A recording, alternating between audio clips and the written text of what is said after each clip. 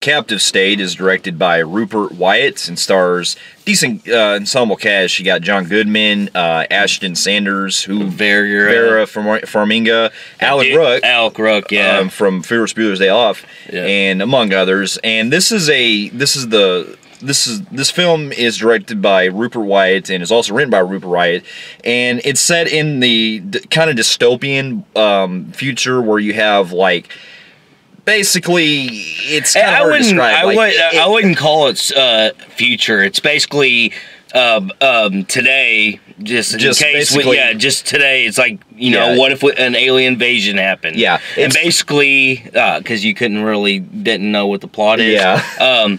So basically, an invasion happens. I think 7 to 10 years. 9 years. 9 years prior to the film's plot, and basically we're under alien rule, and while this is going on, you got politicians and our governments from around the world brainwashed, working with aliens and helping them capture us and do weird shit to us. And on the same side, you got these group of kind of like freedom fighters that are rebels that are trying to eliminate the aliens. To go basically stand up against all this. Yeah. So we'll kind of leave it there because we really don't want to go into much spoilers.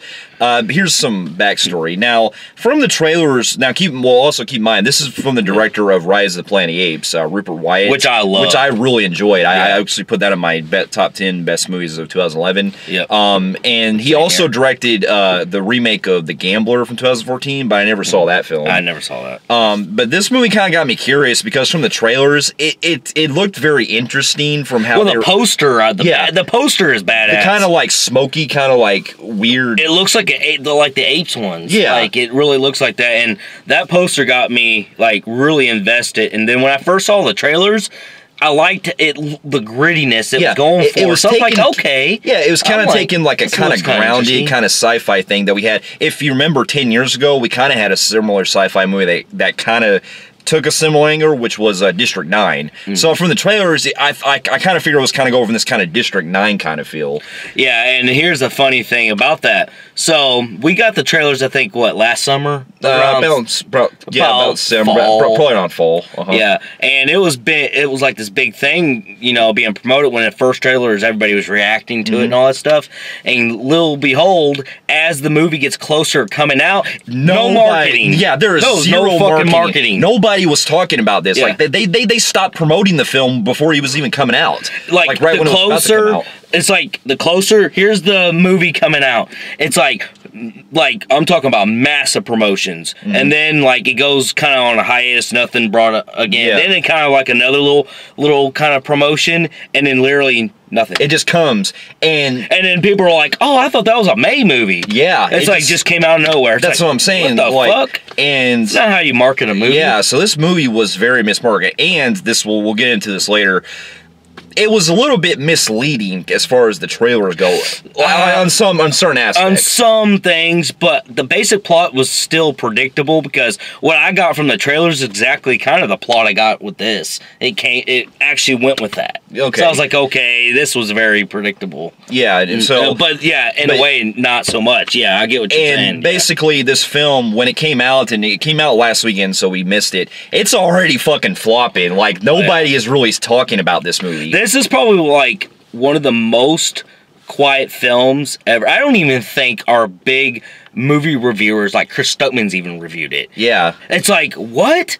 It's like, no one, like, literally nobody's talking about this film. Like, no one even knows exists, and when they do, they're like, everybody's so, like hidden under everybody the radar. Said, I'll find it on Redbox. Yeah. Like, no one's giving this a fucking chance. And I will tell you, while it does have some things... like interesting, this movie was just a big fucking mess. Yeah, I will admit, like, there was things I was in. It's a watchable film, but nothing made no fucking sense. Yeah, this movie was a very like colossal kind of. I don't want to say it was. A little bit of a disappointment. Yeah, it's disappointing, but it's also a film I wouldn't say I would necessarily go out and say it was horrible. No, it was a very interesting things going on. It's just what the fuck are they doing with this? Yeah, this made no fucking sense because, all right, we'll get into pros real quick. Okay, so I would say like the cast, they did fine. Like the acting's pretty good. Like especially John Goodman, I think he really carries this movie the most. Yeah. Both him and the other guy, Ashton Sanders, I believe. If you remember, he was the teenage version from Moonlight, the teenager boy from Moonlight. Yeah, he did very well. Everybody's performance was there. I will say I did like I'm going to go 50-50 on this. I got a con on this. I did like they were trying to go for a grittiness. Yeah. But there's something I want to talk about later. The way it goes for a gritty feel, and the way that they kind of take on this kind of like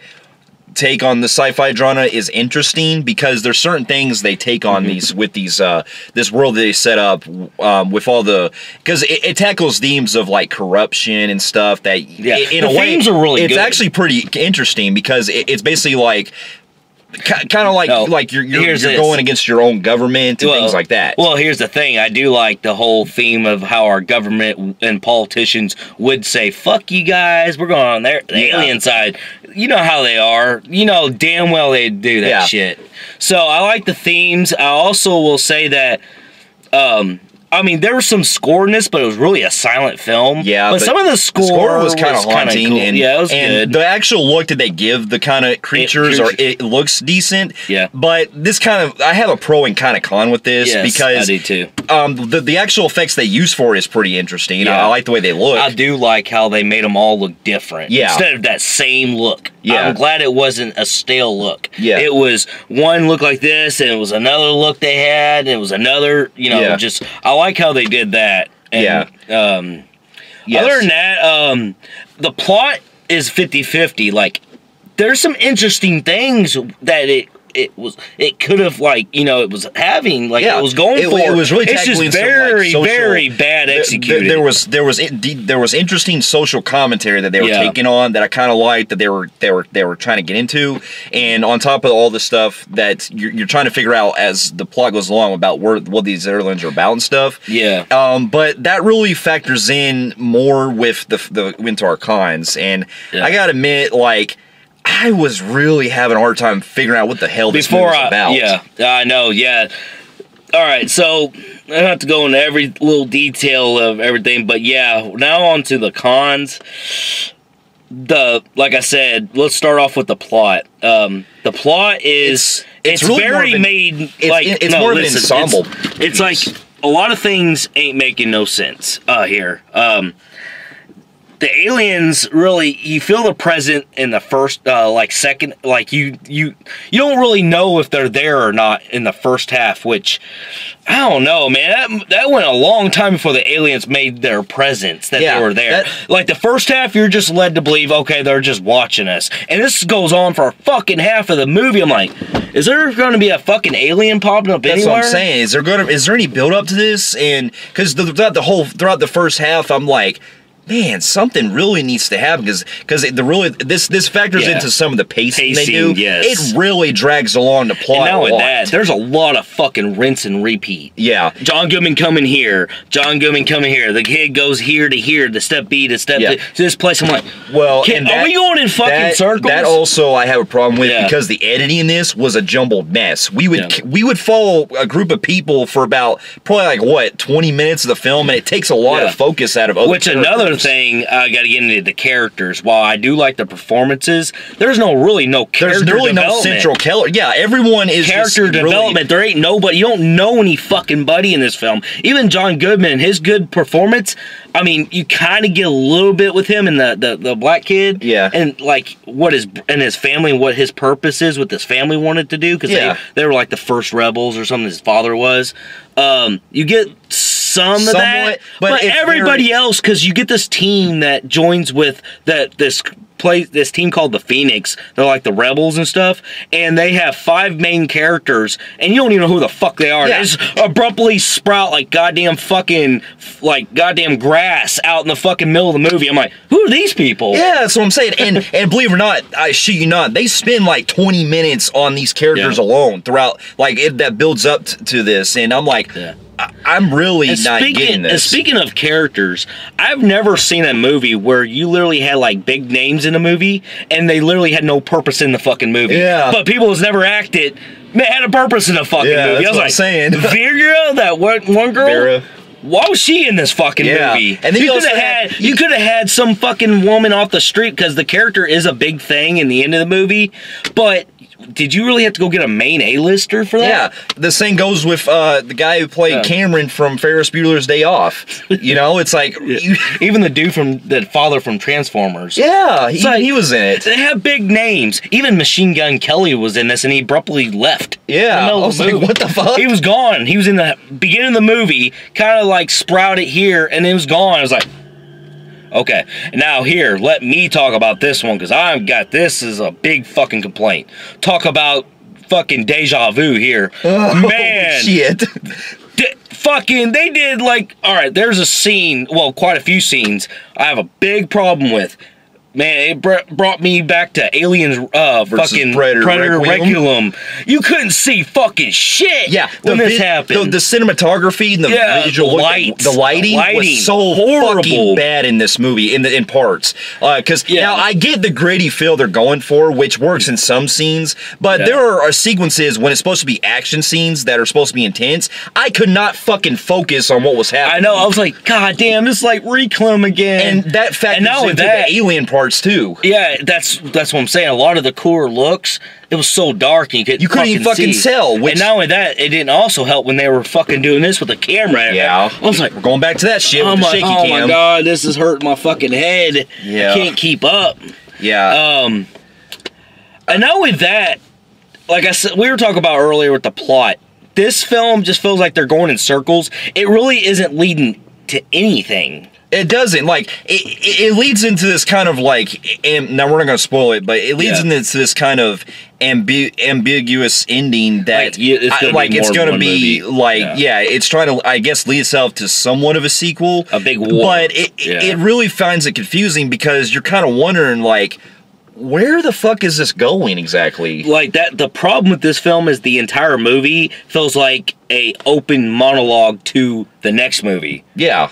And that's why it's like Breaking Dawn, but more watchable.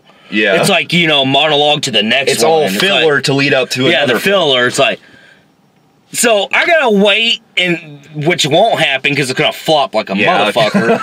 I wasted my time watching a long, probably like an hour and 50-minute opening to another movie. Yeah. Because it literally feels like they're getting nowhere. Like, there's some things that do happen, like you expect in a movie, like, the disaster part. Yeah. The sad closure, and stuff. And then that twist, which I saw fucking coming. Yeah, I knew that shit. I had that feeling they ain't gonna do John Goodman like that. Yeah. But anyway, it's like, oh my god, this is like...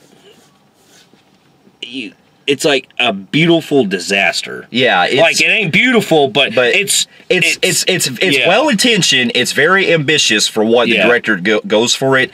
But all the steps that he does to try to take this story, it falls into a direction that's very it's got a lot of loose ends that are never filled, and it asks more fucking question than it should. What happens to the rebels at the end was kind of good. Yeah, that was actually cool. Well, that was kind of sad. That they did that. But anyways, other than that, this movie, I mean, this coming from the director of Rise of the Planet of the Apes, I really expected a lot more from from this guy. But with that being said, the movie it's not entirely unwatchable. So with that, if I'm really going for it, especially with the way it's well intentioned, I'll say it's on borderline, like, probably low average Joe on the film Phreeks. Yeah, see, I'm extremely low average Joe. Like, very low average Joe for me, too. Like, I mean, there were some little tiny things that were...